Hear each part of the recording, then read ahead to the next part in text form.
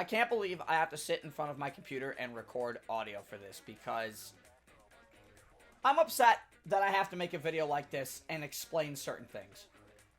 So what exactly, I guess, am I upset about? Well, there's been a video circulating recently in the Ninjala community that has picked up a lot of traction and has gotten a lot of people talking. And that video was made by my friend, Gigi. As you guys know, I'm good friends with Gigi, Gabriel Gaming. And he made a video known as Ninjala, What Went Wrong. Ninjala has been out for a while, and most people would tell you, oh yeah, that is a game. And in this video, he explains the good, the bad, and the ugly of Ninjala.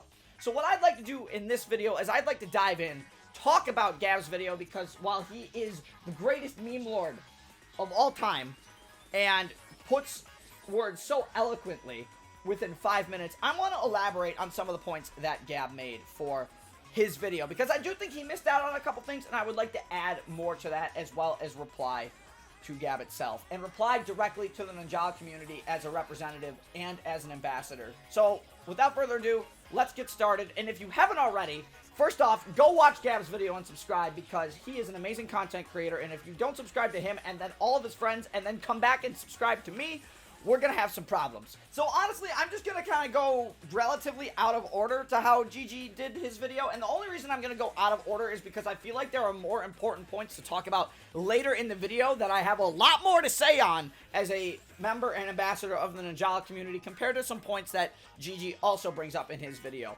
And what better way to start than talking about something that I think it has good and bad aspects to that, and that, of course, is the Battle Pass in Ninjala. Number 2, Bad Battle Pass. I'd like to make an apology. I was the first one to praise the Battle Pass in my older video.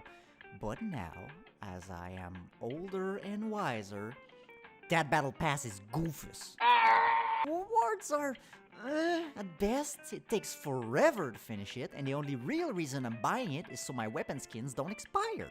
But the points for the mini pass idea, that was pretty neat. Now, what I like about Gab's video is that he explains that the pass is okay at best. The rewards are okay, but the biggest problem that Gab brings up with this is that the pass takes too long to grind. And I 100% agree with this. I think the pass takes too long to grind. Now, in comparison, when Ninjala started, let's be fair, with the first 2 or 3 seasons, the pass felt very manageable. You had a pass Matsuri here or there to get your tier points leveled up, and it seemed that it was, I can't even speak, pretty easy to get to tier 100 and then do the tier 100 bonus missions. But as the seasons have gone on, as the level cap has increased, as the pass, I think, has gotten better and better rewards, the pass has gotten longer and longer to grind for literally no reason. I think, and I am in complete agreement with Gigi on this, that the pass should take the same amount of time to complete for each season, especially when it comes to talking about the bonus missions. Like I said, it's only gotten longer to complete the pass over the time, despite adding more Ninjala pass Matsuris, but the pass Matsuris are like a once-a-month thing, and it just feels like those pass Matsuris are forcing people to play Ninjala every day, or risk not completing / buying the rest of their pass for the seasons, giving you no time for the tier 100 missions, which are the bonus missions at the end after you complete tier 100, and those are really difficult to complete for some players. And also, the community has been very vocal that they don't want some of those tier 100 missions, as they're absolutely ridiculous. Now, as far as the pass rewards being meh, I think the pass, personally, I have been playing Ninjala since the very season 1 and even since the betas. Gab kind of took a little bit of a hiatus, but I think the passes over the seasons have improved immensely. They're doing enough for the free, they're doing enough for the players who don't buy the pass. You get enough Jala, as far as I'm aware, in the normal pass to buy the pass next season, like you do with other games that have a pass.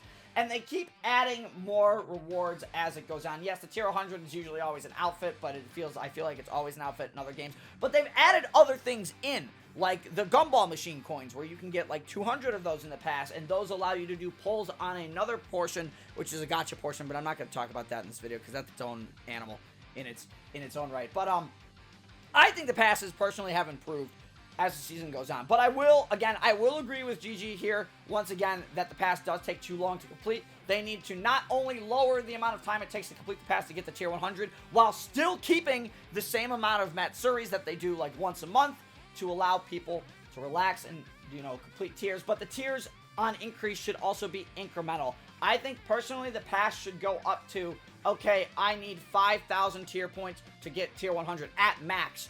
Start at like 100 and work your way from there to get to the tiers. However they need to reorganize it, I think that's exactly what they need to do.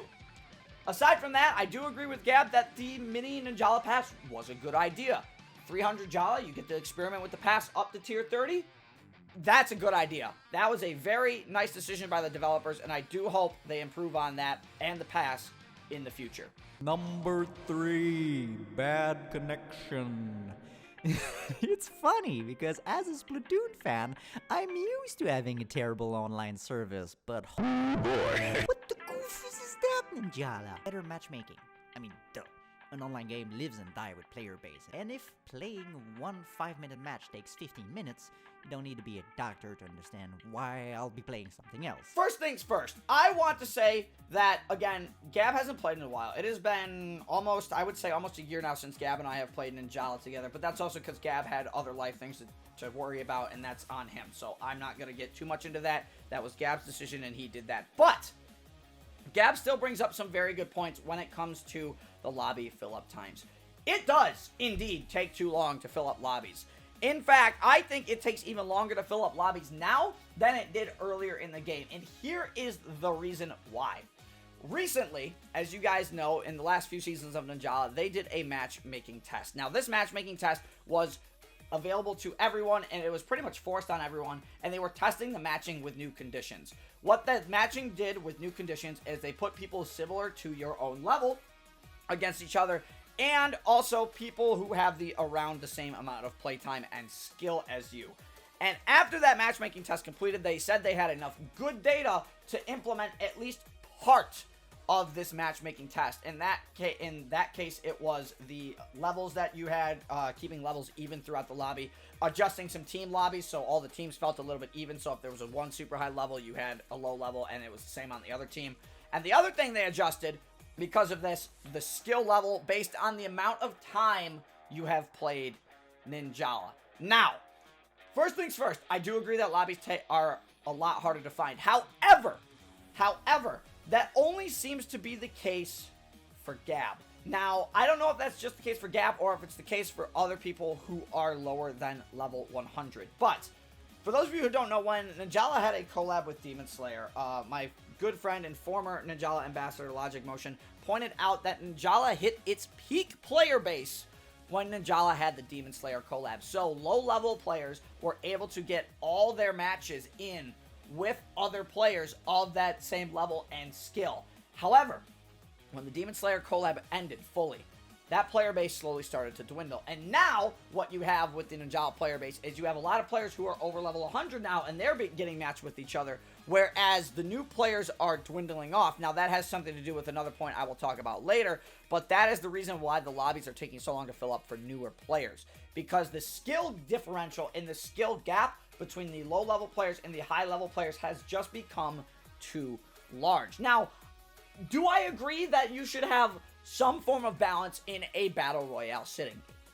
Yes, absolutely. I think you should have some balance in a battle royale setting. However, I do not think that keeping people of all the same level together constantly is going to help the matchmaking, especially on the lower end leveled players when Ninjala already has a little bit of a niche player base, and I would personally say a struggling player base at this point. And I'm an ambassador for the game, so even I see it, but you know, I love the game. I play it because it's fun. But either way, it's taking too long to find lobbies if you're low level. It can take up to 10 to 15 minutes, and you don't even get a game unless in team battles it's 2v2, or in battle royale lobbies it's 4-player modes. Now, I do think the lack of modes have hurt Ninjala in this regard. Now, we are getting more added as we have feature battles. We have the new Last Ninja Standing. We've got Ninjala Striker, Release the Beast. We've got Turf Match, which is not Splatoon. It's not what you think it is. It's like it's like domination. It's like control a bunch of points. But we have those modes, and those modes are becoming available to private lobbies. So that is, I think, a great thing, and it is increasing the productivity of players because there is more to do. But they need to keep these modes more permanently besides just in private lobbies. They need to rotate them out weekly, which I will say lately they have been doing, and I am very pleased about that. So, in terms of the level differential and the lobbies taking a while to load, it seems to be more of an issue, I would say, for the lower leveled players now than the higher leveled players, because the higher leveled players, we've played Ninjala a much longer time, so we rarely find issues getting lobbies. Now, that turns into an issue, though, with connection later down the line. Now, as you guys know, when Ninjala started, you guys remember the first beta. Good God, the servers could not handle anything. And that was a tough one. That was a tough pill to swallow. And it seemed like during the second beta, they did fix that up a little bit. But as Ninjala released and as the game went on, connection issues, you know, they popped up here and there. But everything with connection in this game needs to be a priority. If I hear the hit sound effect and they do not take damage, there is a problem. I understand lag is a thing, and lag is a thing in any online game, no matter what, and you're going to have some of it.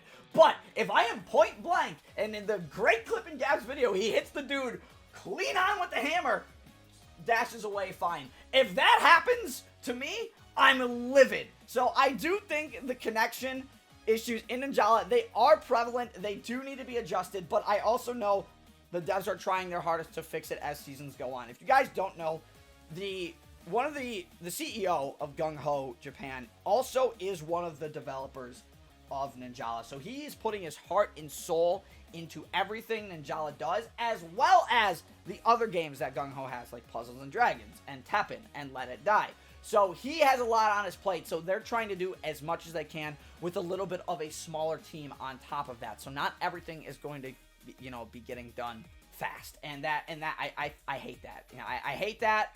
I understand it. The game's been out almost 2 years now at this point, but I do think they do need to adjust the connection issues going forward more frequently than anything else. Especially in world matchmaking, and it's not necessarily as much of a problem in the JP player space in Ninjala, which is popping off from what I understand in Japan compared to the rest of the world, but it seems like Japan is having an easier time with connections and lobby fill-ups because they're constantly being able to play players of their own area faster than they can get world matches. I understand that, and that's totally okay, but that's just my thoughts on the connection and, of course, the level differential and fill-up times. Hello everyone. In this Ninjala Dev Diary, we have an important announcement to make. Please don't buy Splatoon 3. Now, Gab made a little bit of a joke in the beginning of this, in the video, when he goes, in this Ninjala Dev Diary, we would like to tell you, please don't buy Splatoon 3. Now, this is a joke. I just want everybody to know right away, Gab is a meme lord, and that is a joke. But what Gab meant by that is the devs are very transparent. Gab has even admitted it himself. The Ninjala devs are very transparent about what they do. Now, as I already said, the devs are a smaller team, and they try their hardest to keep us informed, and they do a good job of it, I would say, with their dev diaries and with their updates and with their maintenance, except when it comes to the patch notes at times. I love that the devs are super transparent about things, but the patch notes are something that needs to be explained or readjusted a little more when they talk about that. Because yes, we are getting constant weapon balances and weapon changes, but sometimes the patch notes don't reflect all the weapon balances or weapon changes properly. On top of that, there needs to be more patch notes, more patches for the game, more frequently. We cannot go season to season to season and say that, oh, this weapon is dang broken, and then not get a fix for it until next season. Now, granted, I say that as they just dropped the patch to nerf the Extreme Motor a little bit. However, Extreme Motor is still the strongest weapon in the game despite the nerf on damage a little bit, and the main reason is because of a current glitch in the system where the turbo is completely immune to gum shots when you press Y. That needs to be fixed. That needs to be adjusted. That is, like, game-breaking. However, they did adjust it so it can be blocked now, and, of course, you are wide open on a punch with block, and the other thing is that they reduce damage on the attacks while also buffing the other weapons. So, good on them for actually releasing a mid-season patch, but it needs to happen more all the time. Like, I'm talking Not just a patch at the beginning of the season that we get every season. I'm talking a patch maybe about every third of the way through the season. Adjust the weapons, look at the data, and balance the game out. Because honestly, this is going to fix the next issue I'm going to talk about. And this is the issue that I am the most embarrassed as an ambassador to talk about.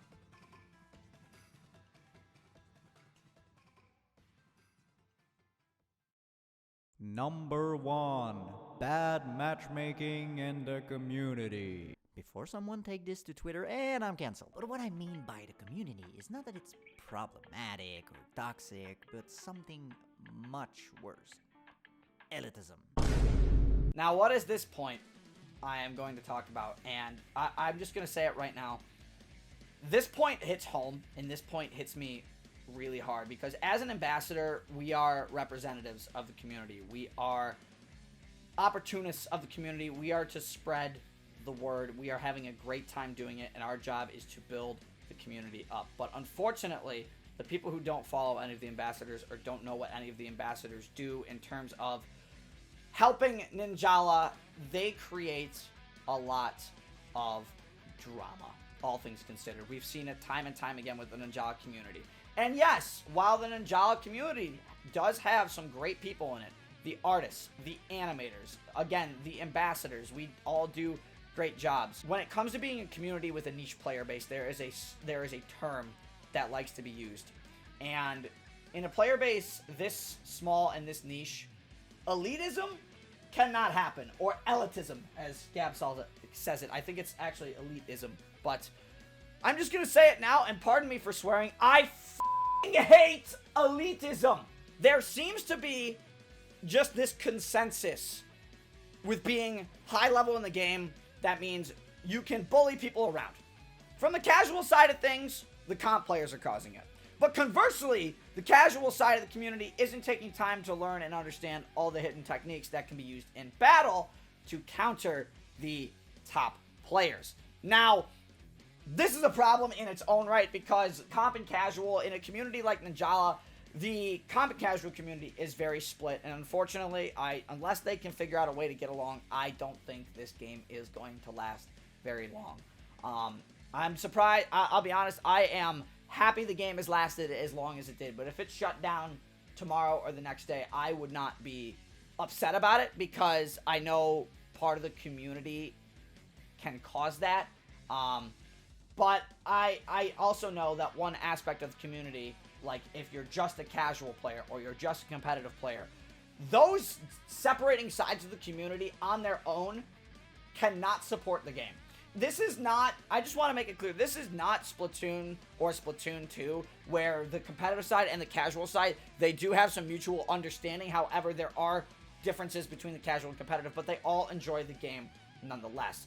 In Ninjala, that doesn't seem to be available. It seems to be that the high-level players are just constantly using what they know and their skill that they've used by practicing at the game to win their matches and play their best. Now, again, as Gab says, we're not saying to the high-level players, hey, fake your injury a little bit. Play bad. Give the other people a chance. No, we're not saying that. What we're saying is you need to stop saying, oh, I'm the best at this game because I know this weapon better than you know this weapon, and you're just bad at the game, and you're a masher. That is going to create the biggest divide in the community that I have ever seen. Now, I understand there are issues in the casual community. I understand there are issues with the tutorial in Ninjala not being, I don't think, fully optimized. I do think there are things that they can add to the tutorial when you start up Ninjala, like adding the fact that you can dash out of parries, let people know that. Add a little bit more advanced advanced knowledge in the game. Really update the tutorial with all the tech and knowledge in the game if you can. Or maybe do a combos training section for newer players so they learn how to use their weapon more effectively, and they can add these jump cancels, because for those of you who don't know any hit in Ninjala, you can actually jump and then cancel into another attack for it as long as you have a jump or dash available. Some casual players don't know that. The competitive side and those who are semi-competitive, they know that because they've had the practice and they've had the knowledge. But the tutorial I do think needs to be updated, but the casual side needs to stop complaining that they're getting beat by players who have played the game longer. And at the same time, the players who have been being played longer need to stop saying you're trash, because that's going to push people away from the game regardless, no matter what. Having inner community drama is already a problem in its own right, and Ninjala has had its issues with that. And now there are also like other games I can think of off the top of my head that also have that issue. Splatoon 2's competitive side, for example, has the issue just in their competitive sphere of the plus servers. The plus servers. Oh, who's the best player in this game? Why are you in +1? Why are you in +2, +3? That's creating a divide in the comp scene, as well as the staleness that is the current meta of Splatoon 2. I guess similar things could be applied to Ninjala in this case as well. But I just want to be honest, this has been a problem that's been in Ninjala for a while now. I think this elitism, and I think it really started more in Season 4 and Season 5. I think it's always been around, but I think it's gotten worse as the seasons have gone on. And as an ambassador and someone who wants to try and build this community and unite all these people, the people who are in my community right now, who do play Ninjala, who enjoy Ninjala with me, we have fun. We build the community and we do what we want. And that is the job of an ambassador. We are here to make content. We are here to spread the good word of Ninjala. But the community, and the very vocal Ninjala community, I must add, likes to shoot that idea down, when you have to realize that there are plenty of people out there in the Ninjala community that don't follow this elitism. Again, the ambassadors. There are also players out there who are Ninjala coaches. There are ways to bridge the gap between the casual and competitive scene and lower this elitism. There are people who have made weapon guides. There are people who have explained game mechanics on YouTube. There are just lovely content creators in the sphere. A couple I can name off the top of my head. You've got T-Bite, who's an absolute meme lord. You've got incredible artists like Chubby Dust, who is an incredible Ninjala artist. You've got people who do renders, like LK Gaming, YT. You've got something like that. And then you've got players who know what they're doing, and they're fun to watch because of that. And I'm talking Naza, I'm talking Starling, people who make the content, whether they're an ambassador or not, they are there to help bridge the gap. And I literally cannot believe I've had to sit here and watch this community tear itself apart as an ambassador, because that hurts me. That hurts my drive, and that hurts what I'm trying to do for the Ninjala community. I don't care if you're the worst in the game. I don't care if you're the best in the game. You're not getting a paycheck for playing Ninjala constantly. This is not your job. We're all here to have a good time. We're all here to enjoy Ninjala. The competitive side and the casual side needs to find ways to bridge the gap and make up. Because, again, casual scene or the competitive scene on their own cannot carry this game alone. It takes a group effort and promotion from all angles to succeed. So yeah, I guess for me that's about it in terms of what we're going to be talking about today for this video. I just wanted to hit a couple points from Gab's video, so I hope, of course, you will all understand why this video ended up being over 22 minutes long. I really didn't think I was going to end up talking this long, but hey, some points hit a lot stronger than others. But I wanted to make this video as not only a response to Gab's video, but I wanted to bring more light into certain scenarios that, again, I don't think he explained well enough in his little 5-minute Mimi video. And this is not knocking Gab. This is not knocking my friend. This is just to add a little more to that, and what I think as an ambassador, someone who's been around in the community for a very long time, thinks of the game's current state, thinks of what Gab thought on his ideas, and of course, I hope you all enjoyed the video. If you did, I think you guys know exactly what to do. If you haven't already, please make sure to hit that like and subscribe button for more awesome content like this, and please go subscribe to Gab. I beg of you. He is an awesome creator, and you will not be disappointed. But as always, until then, this is CIJ Man 777 signing off. Stay safe, everybody.